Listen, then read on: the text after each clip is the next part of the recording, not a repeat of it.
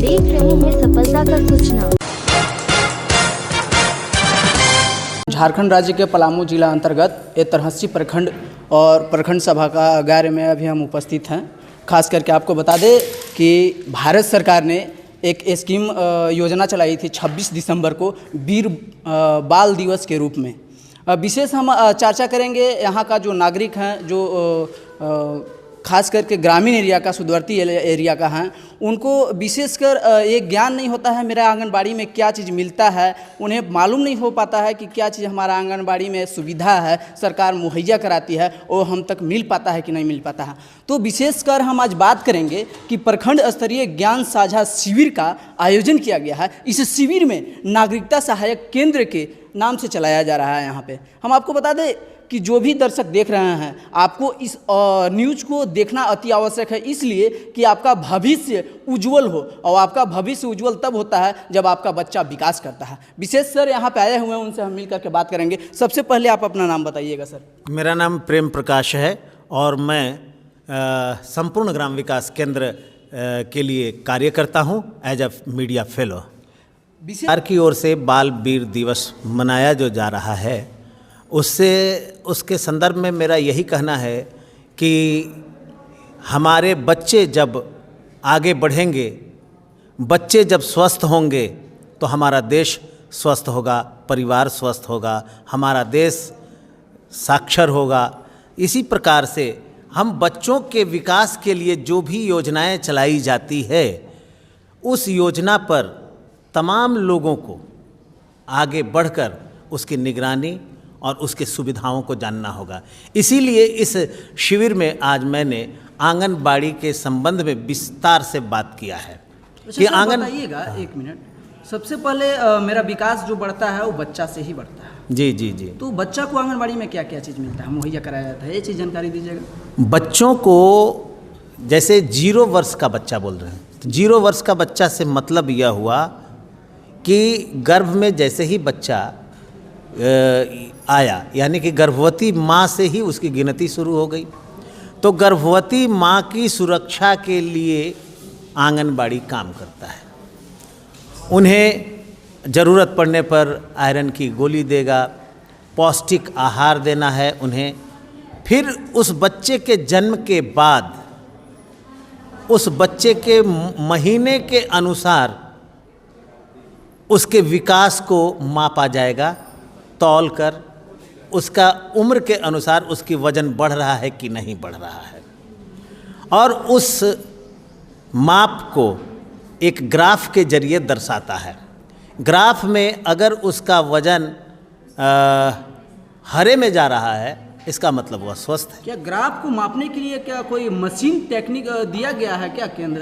नहीं, वो आंगनबाड़ी केंद्र में तौलने की मशीन होती है बच्चे को। और आपको बता दें कि जैसे जैसे उम्र बढ़ती है उसके अनुपात में बच्चे का भार होना चाहिए। जैसे जनरल कहता है ना कि 2.5 किलो का बच्चा है आया तो 2 से 2.5 किलो का बच्चा आया तो स्वस्थ है, फिर उसका धीरे धीरे विकास होगा। तो इसी प्रकार से उसका जांच होता है।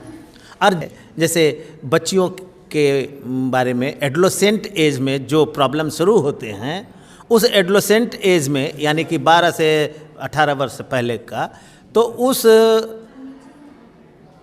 के बारे में उस बच्ची को प्रशिक्षित करने का काम आंगनबाड़ी करती है।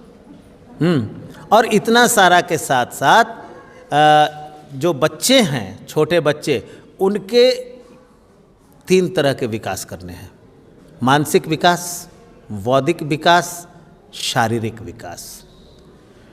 अब ये शारीरिक विकास में हम देख रहे हैं तो क्या देखेंगे कि उसका वजन बढ़ रहा है कि नहीं। बौद्धिक विकास में देखेंगे कि इसकी बुद्धि का विकास हुआ कि नहीं, किसी लंबी लाइन को गोल लाइन तो नहीं कह रहा है, एक उदाहरण के तौर पे बोल रहा हूँ। ठीक इसी प्रकार से कलर देख के वो कलर की पहचान कर पाता है कि नहीं। मानसिक तौर पे मान लीजिए कि गड्ढा है और एकदम सीधा चला जा रहा है उसको प्लेन समझ के, तो उसका मानसिक विकास नहीं हुआ है। यानी कि कुल मिलाकर क ख ग घ और ABCD लिखने तक की प्रक्रिया को वो समझने लायक बनाने का काम आंगनबाड़ी को है। अब बता दीजिए कि आंगनबाड़ी इस काम को पूरा करता है तो गांव का कोई भी बच्चा बुद्धिहीन निकलेगा? नहीं निकलेगा। और देश का विकास तभी संभव है जब बच्चे का विकास सही ढंग से होगा। इसके लिए आंगनबाड़ी जो कार्य कर रहे हैं, आंगनबाड़ी में जो सुविधाएं दी जा रही है, सरकार को बहुत बहुत धन्यवाद। में लोग हैं उनके माध्यम से 1 2 3 आदमी ने जो बताया कि हमारे यहाँ जो सुविधा दी जाती है सरकार के यहाँ से वो नहीं पहुँच पाता है धरातल तक। जैसे में हम एग्जाम्पल के तौर पर देख लें तो आइए इनसे मिल करके हम बात करेंगे और जानने का प्रयास करेंगे। सबसे पहले आप अपना नाम बताइए। मेरा नाम श्रीकांत कुमार सिंह है। उदयपुरा पंचायत गांव विनयका से मैं निवासी हूँ। तरहसी प्रखंड। जी जी। और वहाँ अभी तक न तो हम लोग को पता चलता है आंगनबाड़ी में क्या दिया जाता है, सिर्फ एक खिचड़ी के अलावा और कुछ नहीं। वो भी खिचड़ी में दिया जाता है, घर से बच्चा झोला में एक थाली डूबा जो भी हो लेकर के जाता है, उसी में खाता पीता है और फिर उसी तरह से झोला उठा करके घर आता है।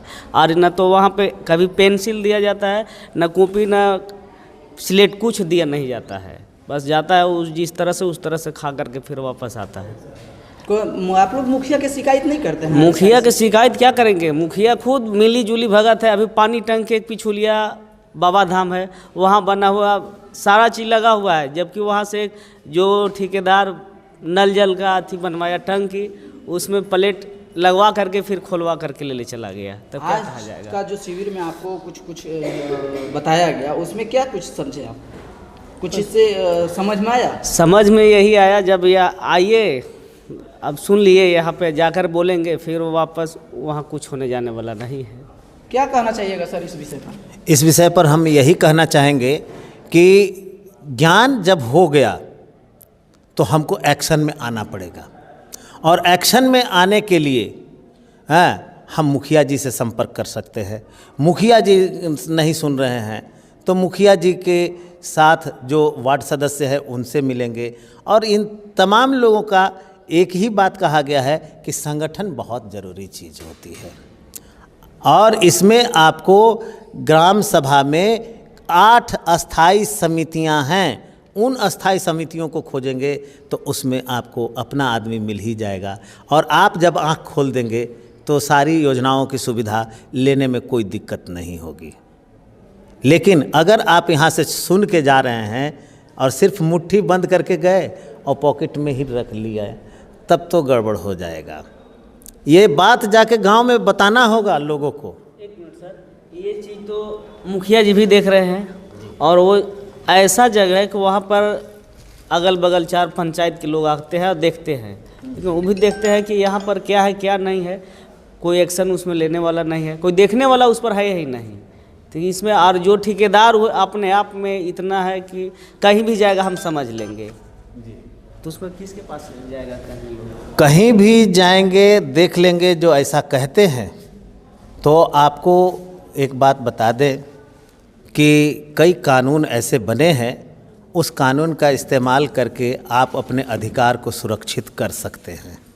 जैसे एक है RTI, राइट टू इन्फॉर्मेशन, के जरिए इन्फॉर्मेशन मांगिए और इन्फॉर्मेशन में उनको सत्य बात देना है। अगर नहीं दे रहे हैं तब फिर गड़बड़ होता है, गड़बड़ कर रहे हैं। और नहीं देने का सवाल ही नहीं है, वो देंगे। और उस पर कई जगह इसके इलाज का है, जैसे समितियां बनी हुई है, उन समितियों से मिलिए। अगर नहीं होता है तो स्टेट में जाइए, डिस्ट्रिक्ट में जाइए, स्टेट में जाइए, और इसके जाने के लिए हम लोग मदद करेंगे आपको। ऐसा नहीं है कि हम लोग आज यहाँ आके बोल दिए अब हम लोग चुपचाप रह जाएंगे। आपकी बातों को राज्य स्तर तक पहुँचाने में हमारी मदद होगी।